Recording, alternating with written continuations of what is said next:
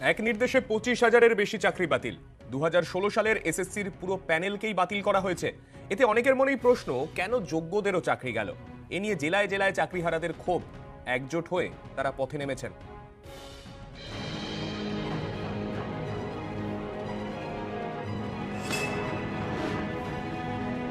শিলিগুড়ি সুনেত্রা মণ্ডল জীবন বিজ্ঞানের শিক্ষক, তার স্বামী মৃত্যুঞ্জয় সরকার, তিনিও সরকারি স্কুলের শিক্ষক।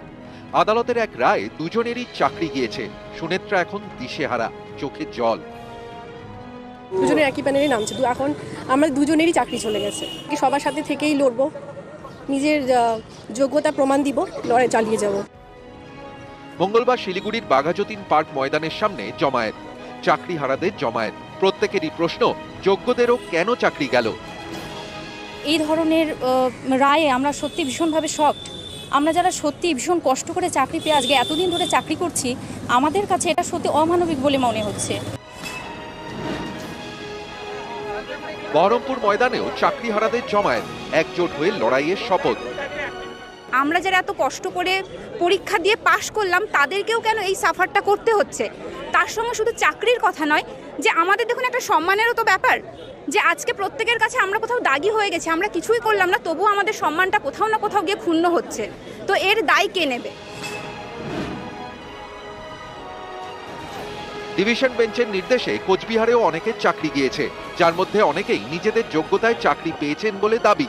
তাদের মাথায় হাত। এদিন তারা কোচবিহার রাজবাড়ী স্টেডিয়ামে জড়ো হন। ঠিক করেছেন আন্দোলনে নামবেন, আইনি পথেও হাঁটবেন। আজকে আমরা চাকরি হারা, কিন্তু আমরা যোগ্য। আদালতের নির্দেশে কেন আমাদের চাকরি যাবে, এটা হচ্ছে আমার প্রশ্ন। যে এই রায় হচ্ছে দুর্ভাগ্যজনক রায়। 5,000 জন ইনজেনুইন ক্যান্ডিডেটের কারণে 19,000 জনের জব গেছে। এই মুহূর্তে আমরা জবলেস। ছত্রের আন্ডারে আসতে চাইছি, যাতে সেখান থেকে আমরা একটা গ্রুপ তৈরি করে যেতে পারি কলকাতা।